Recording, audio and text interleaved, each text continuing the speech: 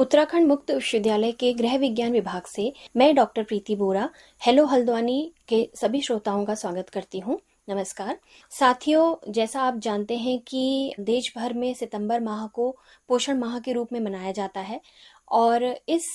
माह को पोषण माह मनाने के पीछे सरकार का उद्देश्य यह होता है कि इसमें जो समुदाय में जो ऐसे लोग हैं जिनको वाकई पोषण के ज्ञान की या पोषण अपलिफ्टमेंट की ज़रूरत है, उनके लिए काम करा जाए, उनके लिए कुछ ऐसी गतिविधियां कराई जाएं जिससे उनका जो पोषण का स्तर है, जो उनकी पोषण का ज्ञान है, उसमें उन्नति हो सके। और चूंकि बात पोषण की है, बात स्वास्थ्य की है, तो अब इसमें सिर्फ वही लोगों को ही टारगेट नहीं किया जाता जो समाज के वंचित वर्ग हैं या जो संवेदनशील वर्ग हैं। चूंकि पोषण एक देश की बहुत प्रमुख ज़रूरत आज के समय में है, तो वह सभी लोग जो अल्प पोषण या अति पोषण से ग्रसित हैं या जो सामान्य लोग भी हैं, normal day to day life में पोषण का क्या महत्व है, किस बात का हमें ध्यान रखना चाहिए और इसके लिए हम क्या क्या चीज़ें कर सकते हैं, अच्छा पोषण के लिए क्या क्या चीज़ों का ध्यान रखना चाहिए, उन सब के बारे में बात करने के लिए इस जो माह है उसको मनाया जाता है। तो सितंबर माह को पोषण माह के रूप में मनाया जाता है और पूर्व के सालों में भी इस माह को पोषण माह के रूप में मनाया जाता रहा है। जो पूर्व में राष्ट्रीय पोषण माह था वह 1 से 30 सितंबर 2024 में मनाया गया और इसमें कई सारे एरिया को फोकस किया गया, जिसमें अनीमिया और वृद्धि अनुवीक्षण, मतलब छोटे बच्चों में जो हाइट और वेट, इन सब चीज़ों की बढ़त उनके एज के अप्रोप्रिएट हो रही है या नहीं, इसका पूरा इवैल्यूएशन करना, और जो वीनिंग होती है, कॉम्प्लीमेंट्री फीडिंग जिसको हम कहते हैं, या 6 महीने के बाद का जो बच्चे का पोषण है वो किस तरह का है, और पोषण भी पढ़ाई भी, यानी जो स्कूल जाने वाले बच्चे हैं उसमें किस तरह पढ़ाई का भी ध्यान हो और उसके साथ साथ उनका पोषण का स्तर भी अच्छा बनाया जा सके, इसके बारे में, और कैसे हम टेक्नोलॉजी को अच्छा पोषण स्तर प्राप्त करने में इन्वॉल्व कर सकते हैं, जिसके लिए कई सारे आजकल आपने देखे होंगे गवर्नमेंट का भी एक पोषण ऐप है जिससे हमें अपने पोषण स्तर और क्या हमें खाना चाहिए, किस तरह का खाना हमने सेलेक्ट करना चाहिए, उसके बारे में सारी इन्फॉर्मेशन मिलती है। तो ये इस तरह की बातों को पिछले पोषण जो माह है पिछले वर्ष का उसमें लिया गया। तो आज मैं बात करने जा रही हूँ कि इस वर्ष का जो पोषण माह आने वाला है सितंबर का, उसमें जो सरकार की तरफ से क्या क्या इस बार थीम्स हैं, किस किस चीज़ों को ध्यान में रखकर इस बार पोषण का जो माह है वो पूरा मनाया जाएगा, और इसमें किस किस तरह की गतिविधियां जो हैं सरकार के द्वारा जो कॉन्सेप्ट नोट आया है उसमें सभी को जो निर्देश दिए गए हैं कि किस किस गतिविधियों को ध्यान में रखकर हमने या पोषण माह को मनाना है, इसमें बातें बताई गई हैं। चूंकि उत्तराखंड मुक्त विश्वविद्यालय का गृह विज्ञान विभाग भी कई वर्षों से हर वर्ष पोषण माह को मनाता जा रहा है, जिसमें हम समुदाय में जाकर कई प्रकार की गतिविधियां आयोजित करते हैं पोषण से संबंधित, जिसमें पोषण ज्ञान, वृद्धि अनुवीक्षण और अच्छे पोषण से संबंधी बातें उनको बताना, और धात्री और गर्भवती महिलाओं के पोषण के लिए उनको उचित जानकारी देना, इन सब चीज़ों के बारे में हम बात करते रहते हैं। तो इस वर्ष भी हम पोषण माह का आयोजन कर रहे हैं और उसी के तहत हम आज के इस व्याख्यान में हम जानेंगे कि इस बार का जो पोषण माह है उसमें कौन कौन सी जो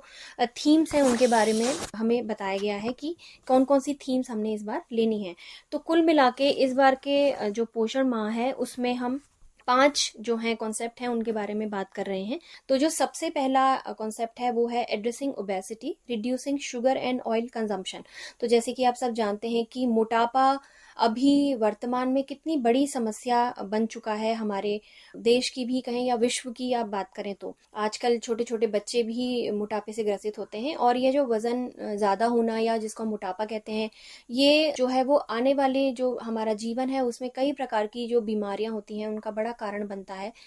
एक निरंतर ज़्यादा वजन होना या मोटापा होना 40-45 की एज के बाद, डायबिटीज़ और हार्ट रिलेटेड इश्यूज या किडनी इश्यूज इनका बड़ा कारण बनता है। तो कैसे शुरू से ही वजन को नियंत्रित करना है, इस पे इस बार के पोषण माह में बात की जाएगी। तो इसमें कई सारी एक्टिविटीज़ हैं जो सरकार द्वारा निर्देशित किया गया है कि करी जाएं। जो आंगनवाड़ी सेंटर्स है उसमें बीएमआई स्क्रीनिंग होती है, वो करी जाएगी। बीएमआई स्क्रीनिंग होती है बॉडी मास इंडेक्स की स्क्रीनिंग, मतलब कि हाइट और वेट लेकर किस प्रकार हम जान सकते हैं कि एक पर्टिकुलर हाइट में किसी का जितना वेट हो उसके अकॉर्डिंग उसका वजन जो है वो उचित है या नहीं। या एक टेबल होती है बीएमआई की, उसके उसमें हम कैलकुलेट करके देखते हैं कि कैसे उसका जो वजन है वो कम की कैटेगरी में फॉल कर रहा है या ज़्यादा या बहुत ज़्यादा उसमें फॉल कर रहा है। तो बीएमआई स्क्रीनिंग जो है वो मैंडेट है इसमें। उसके बाद बाकी हेल्दी ईटिंग हैबिट और फिजिकल एक्टिविटी, इनके बारे में बात करी जाए कि लो शुगर कंटेंट है जो वो कैसे हम अपनी डाइट में ले सकते हैं, या शुगर के क्या क्या ऑल्टरनेटिव्स होते हैं, चीनी को कैसे हम मतलब कम कर सकते हैं अपने खाने में, या कैसे हम लो कैलोरी जो फूड हैं, कम कैलोरी युक्त जो फूड हैं, खाद्य पदार्थ है, उनका सेवन कैसे करें अपने ही आहार में। हम देखें कि कौन से आहार में ज़्यादा कैलोरी है या कौन से आहार में कम कैलोरी है, उसके बारे में बात करेंगे। फिर जो अर्बन कम्युनिटीज़ हैं, यानी जो शहरी जो क्षेत्र हैं, उसमें इस पोषण माह में बात करी जाएगी कि कैसे जो फिटनेस हम अपने जीवन में ला सकते हैं, जिसमें फिजिकल एक्टिविटी और डाइट दोनों का ही कैसे बैलेंस हम करें, जिसके लिए वर्कशॉप्स वगैरह ऑर्गेनाइज करी जाएं। और जो ओबीस पर्सन है उनको अपने रूटीन हेल्थ चेकअप्स के लिए कैसे हम मोटिवेट कर सकते हैं, और कैसे हम उन्हें मोटिवेट करें कि वो अपने आहार में परिवर्तन लाएं और एक हेल्दी लाइफस्टाइल को जिएं। तो पहला जो इसका फोकस एरिया होगा वो यह है। दूसरा फोकस एरिया है early childhood care and education, जिसमें हम पोषण भी पढ़ाई भी जो कॉन्सेप्ट है उसको लेके चल रहे हैं, जो पिछले वर्ष के पोषण माह में भी था, जिसमें हम किस तरह बच्चों के जो पढ़ने वाले बच्चे या जो स्कूल जाने वाले बच्चे हैं उनके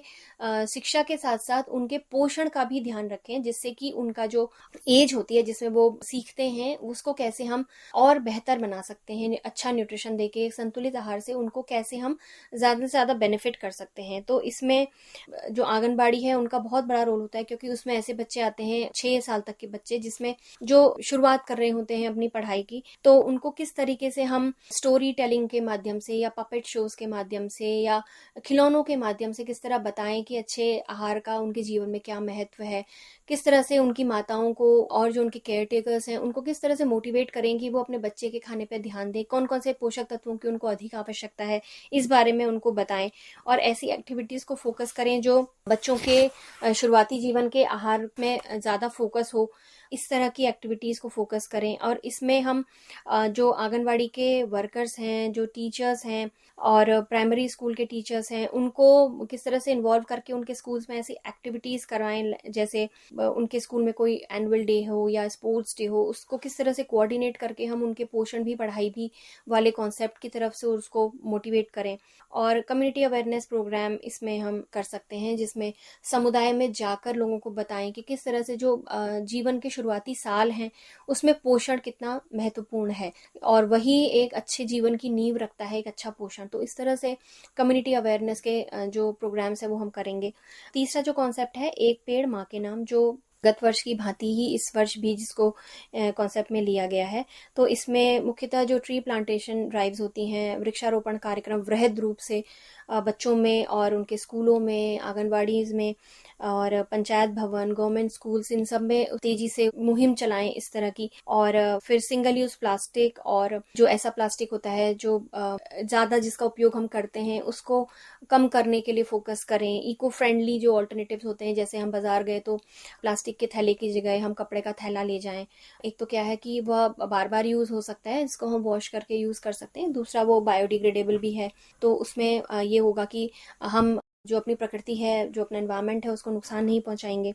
और दूसरा ये है कि जो केयर गिवर्स हैं, पेरेंट्स हैं और आंगनबाड़ी में जो बेनिफिशरीज हैं, उनके घर में जो परिवार वाले हैं उनके, या जो रिलीजियस लीडर्स हैं या ऐसे लीडर्स हैं जिनका समाज पर प्रभाव है, उनको मोटिवेट करें कि वो ट्री अडॉप्ट करें या प्लांटेशन करें, उसके लिए काम करा जा सकता है। और इसके अलावा न्यूट्रिशन गार्डन एस्टेब्लिश करने में जो है वो उसको फोकस करें, जिसमें हम मेडिसिनल प्लांट या डेली यूज के प्लांट लगा सकते हैं, तो इसके लिए कार्य करें। फिर चौथा जो ड्राइव है, इसमें चौथा जो कॉन्सेप्ट है वो है infant and young child feeding practices. ये भी एक बहुत महत्वपूर्ण जो है एरिया है। जैसे मैंने अभी बात करी कि जीवन के शुरुआती साल जो होते हैं उसमें जो अच्छा पोषण होता है वो बहुत बड़ा रोल निभाता है हमारे आने वाले जीवन की नींव रखने के लिए। तो इसमें जो 6 महीने के बाद से बच्चे का जब माँ का दूध पे वो कम डिपेंड होता है और उसके बाद उसका ऊपर का खाना शुरू होता है, तो कौन कौन सी बातों को ध्यान में रखना चाहिए। जैसे मैं एज ए न्यूट्रिशनिस्ट कई बार ये देखती हूँ कि 6 महीने के बच्चे का जब खाना शुरू करते हैं तो माताएं बहुत ज़्यादा ध्यान नहीं देती। सिंपल जैसे शुरू करते हैं, वो कहते हैं हम दलिया खिला रहे हैं या सिर्फ हम दाल का पानी पिला रहे हैं। ऐसा नहीं है। बच्चा धीरे धीरे जो 6 से 10 फिर 12 ऐसे महीनों में उसके खाने की प्रकृति चेंज हो जाती है। जैसे शुरुआत में आप बिल्कुल तरल पदार्थ खिलाते हैं, उसके बाद बहुत सॉफ्ट मैश किया हुआ, फिर थोड़ा सा हार्ड, फिर जब बच्चे के दांत आने लगते हैं तो आप उसे फिंगर फूड्स दे सकते हैं। फिंगर फूड वो होते हैं जिनको बच्चे का हाथ में पकड़ाएं और बच्चा उन्हें धीरे धीरे च्यू करता है। इससे क्या होता है, गम्स की एक्सरसाइज भी होती है, बच्चे को जो गम्स में खुजली होती है उससे आराम भी मिलता है और पोषण तो मिलता ही है। तो ये जो ग्रेजुएशन होता है खाने की वैरायटी में, ये इसका ज्ञान होना बहुत इंपॉर्टेंट है हर माता को। ये नहीं कि आप दाल का पानी पिला रहे हैं तो आप 10-12 महीने तक उसको दाल का ही पानी पिला रहे हैं या खिचड़ी ही खिला रहे हैं या दलिया ही खिला रहे हैं, ऐसा नहीं है। जब तक खाने में वैरायटी नहीं होगी तब तक बच्चे को सारे पोषक तत्व नहीं मिलेंगे। ये बात सभी के लिए लागू होती है। तो इन चीज़ों का ज्ञान होना बहुत ज़रूरी है। तो ये जो इन्फॉर्मेशन है ये उचित रूप से पहुंचनी चाहिए, जिसको हम आंगनबाड़ी के थ्रू पहुंचा सकते हैं। इसके अलावा खाने के प्रैक्टिसेस के अलावा हाइजीन का भी ध्यान रखना चाहिए बच्चों के केस में खास तौर से, क्योंकि बच्चे जो होते हैं वो 6 महीने के बाद से बच्चा जब धीरे धीरे और ज़्यादा उसके पैर मजबूत होते हैं तो शुरुआत में वो क्रॉल करता है, फिर वो खड़ा होता है, चलता है, हर चीज़ को अपने हाथ से उठा के मुंह में डालता है या ज़मीन में हाथ लगाता है, या कई जगह उसको हो सकता है कि उसके हाथ में गंदगी हो और उसको उसने मुंह में डाल लिया, या कई बार ऐसा होता है माता की तरफ से खाने का जो सामान होता है उसमें बहुत ज़्यादा हाइजीनिक जो नहीं हो पाता। तो इन सब चीज़ों का बहुत ध्यान रखना है, क्योंकि इस एज में बच्चे बीमारियों के लिए बहुत ज़्यादा प्रोन होते हैं। बहुत जल्दी उनको, आपने देखा होगा छोटे बच्चों को पेट खराब होना, उल्टी होना बहुत कॉमनली हो जाता है। तो ये हाइजीनिक प्रैक्टिसेस अगर आप रखेंगे तो ये सब चीज़ें कम हो जाती हैं। तो इन चीज़ों का भी आपने ध्यान रखना है। इसके अलावा लोकल खाद्य को जो है वो उसको प्रमोट करना है कि कैसे माताओं को, गर्भवती माताओं को भी और धात्री माताओं को भी आपने ये बच्चों, छोटे बच्चों की माताओं को आपने ये इन्फॉर्मेशन देनी है कि कैसे वो लोकल जो ग्रोन फूड हैं उनको इस्तेमाल कर सकते हैं खाने में, उनके क्या क्या पोषक मूल्य हैं और बच्चों के खाने में उसे किस तरह इस्तेमाल किया जाता है। और इस बार के न्यूट्रिशन मंथ में जो एक बहुत इम्पॉर्टेंट मुझे लगता है कॉन्सेप्ट जो गवर्नमेंट ने इंक्लूड किया है वो है मेन स्ट्रीमिंग। मेन स्ट्रीमिंग जो इन्होंने इन्वॉल्व किया है, तो वो इसका ऑब्जेक्टिव है कि जो पुरुष वर्ग है समाज का, उसको